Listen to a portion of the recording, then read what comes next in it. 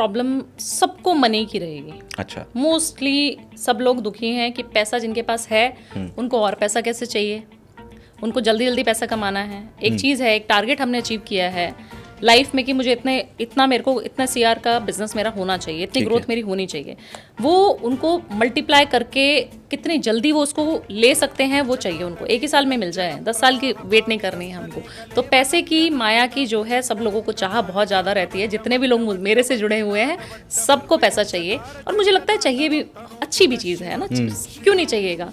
आप कोई भी चीज़ लेने जाएंगे, कोई भी चीज़ खरीदने जाएंगे तो आपको पैसा लगेगा। आपको जब तक नेम फेम आपके पास है तभी मिलेगा जब आप कुछ हैं। या तो आप बहुत फेमस हैं तब मिल जाएगा, नहीं तो आप बहुत रिच हैं तभी आपको लोग पूछेंगे। कोई भी किसी भी का भी एग्जाम्पल आप ले सकते हैं। तो मुझे लगता है पैसा बहुत ज़्यादा ज़रूरी है सबके लिए, और उसमें भी एक एनर्जी इन्वॉल्व होती है। अगर हम एस्ट्रोलॉजिकली भी देखें तो लक्ष्मी माता क्या है, एनर्जी है। लक्ष्मी क्या है, पैसा क्या है, एनर्जी है। और एनर्जी की जब हम बात करते हैं तो मैं खुश होती हूँ कि मेरे क्लाइंट्स मुझसे ये चीज़ पूछ रहे हैं और मैं उसका आंसर देती हूँ, और वो लोग रातों रात अमीर भी हो जाते हैं। और मुझे रातों रात कोई अमीर हो सकता है? हाँ, बिल्कुल हो सकते हैं। देखिए, एक ट्रेडिंग कर रहा है कोई इंसान, किसी के राहु बहुत ज़्यादा एक्टिव है उसकी कुंडली में, वो ट्रेडिंग करता है और उसकी कुंडली में फटाफट टक टक टक टक उसने ट्रेडिंग करी, या कुछ इस तरीके के काम भी होते हैं जिसमें रातों रात पैसा आता है। बिल्कुल।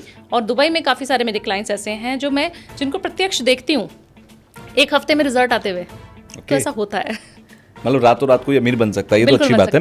कुंडली अच्छी होनी चाहिए। हाँ, आपने भी बीच में बोला था ना कि जिसके पास मान लीजिए 1 करोड़ है उसे 2 करोड़ चाहिए और रातों रात चाहिए। तो पैसे का कहते हैं ना सबसे बड़ा धन होता है संतोष धन। तो अगर किसी रेमेडी से संतोष धन भी मिल सकता है क्या? मतलब सेटिस्फेक्शन इंसान के मन में आ सकता है? सेटिस्फेक्शन कलयुग में बहुत मुश्किल है, बहुत मुश्किल है तुषार जी। क्यों मैं ऐसा बोल रही हूँ? आज मेरे को 1 लाख मेरे सब्सक्राइबर होने वाले हैं, तो मेरा टारगेट ऑलरेडी सेट है कि अगले 2-3 महीने में हम 2 लाख के ऊपर। देखिए, सेटिस्फेक्शन नाम की चीज हमारे कलयुग में किसी के पास नहीं, और जिसके पास है फिर वो बाबा बन जाएगा। और बाबा के पास, बाबा की परिभाषा क्या है? बाबा की परिभाषा है कि आप हिमालय में चले जाएं, आप नागा साधु बन जाएं। बाबा की परिभाषा वो नहीं है जो आजकल सोशल मीडिया पे बाबा हैं। सबके पास अच्छे लग्जरियस कार हैं। सब बाबा सोशल मीडिया प्लेटफॉर्म पे हैं। जो बाबा दिल से जिसको सेटिस्फेक्शन होगा, जो महादेव के बहुत करीब होगा, वो आपको दिखेगा भी नहीं। वो प्रत्यक्ष आप उसको देख ही नहीं पाएंगे।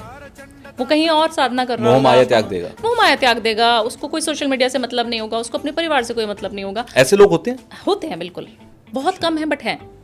कोई ऐसे आपकी नॉलेज में है कि वो व्यक्ति वहां पर मुझे मिला था, वो सच्चा बाबा था? देखिए, केदारनाथ जब हम लोग पद यात्रा करके मैं इस बार गई थी, क्योंकि मेरी एक छोटी सी इंजरी हुई थी। छोटी सी तो नहीं, बड़ी हुई थी। मेरा ऑपरेशन हुआ था स्पाइन का, जिसकी वजह से मैं बहुत स्पिरिचुअली बहुत कनेक्टेड हो गई महादेव से, बहुत ज़्यादा हो गई।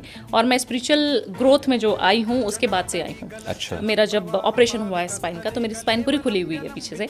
तो मैंने ये मन्नत मांगी थी कि विदिन 6 मंथ मुझे इतना कर दो कि मैं चढ़ के आपके पास आ पाऊँ केदारनाथ में, क्योंकि मैं पिछले साल भी गई थी बट पहले हेलीकॉप्टर से गई थी।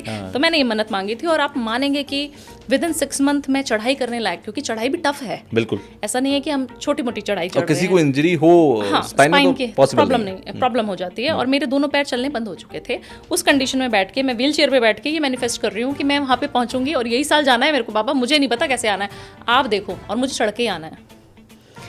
तो मेरे घर वालों ने मुझे बहुत डांटा क्योंकि पेरेंट्स एकदम से घबरा जाते हैं कि ऐसी चीज़ें क्यों बोल रही हो। सही बात है। और हस्बैंड ने भी बोला कि नहीं, ऐसा पॉसिबल नहीं हो पाएगा, ये साल जाना मुश्किल हो जाएगा आपके लिए, नहीं जा पाओगी। मैंने बोला जाना तो यही साल है। वहाँ मैं जब जा रही थी चढ़ाई करके, वहाँ पे ना आप जब भीमशिला पे जाते हैं और उसके ऊपर जब हम काल भैरव के लिए जाते हैं ना, वहाँ पर एक बाबा बैठे हुए थे ब्लैक कलर की ड्रेस में। अच्छा। और उनके तन पे ना, हम सर्दी में बिल्कुल ऐसे हो रहा था कि सर्दी लग रही है और ज़्यादा ऊपर, क्योंकि और थोड़ा सा ऊपर है, वो चढ़ाई पे है काल भैरव। तो हम जब जा रहे हैं तो हम बिल्कुल पूरे अच्छे से टोपी मफलर बढ़िया अच्छे से पैक्ड होके जा रहे हैं, और वो बिल्कुल ऐसे बैठे हुए हैं। तो मेरे फादर साहब भी साथ में थे, मेरे पापा और मेरे हस्बैंड और मेरी मम्मा। तो हम लोग उनसे पूछ रहे हैं कि आपको ठंडी नहीं लग रही है क्या? और उन्होंने पूरी बॉडी पे भस्म लगाई थी और इतने मोटे मोटे रुद्राक्ष की माला पहनी हुई है।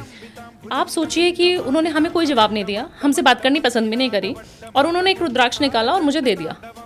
और वो रुद्राक्ष मैंने जब से रखा है, आप मेरी जर्नी देख रहे हैं कि मेरी जर्नी अल्टीमेट है। आप यू नेवर नो, तभी बोला जाता है ना कि भगवान आपको किस रूप में मिल जाएगा आपको पता भी नहीं चलेगा। और ये मैं साक्षात फील करी हूँ कि बाबा वहाँ पे साक्षात मुझे दर्शन देखे, क्योंकि उन्होंने हमसे कुछ नहीं बोला। और वो ऐसे कैसे हो सकता है कि ठंड में, और वो किसी से कोई बात नहीं कर रहे, कोई पैसे नहीं ले रहे, कुछ नहीं कर रहे, वरना आप देखिए वहाँ पे कितने सारे बाबा हैं बिल्कुल। आजकल तो ऐसे बाबाओं की कमी नहीं है जो मंदिरों के आगे बैठे हुए हैं या फिर मंदिरों से जुड़े हुए भी हैं। मैं बहुत ही डिस्प्यूटेड बात यहाँ पर बोल रहा हूँ, बट दे आर नॉट बाबा। मैं खुद मानता हूँ दे आर नॉट संत। बिल्कुल।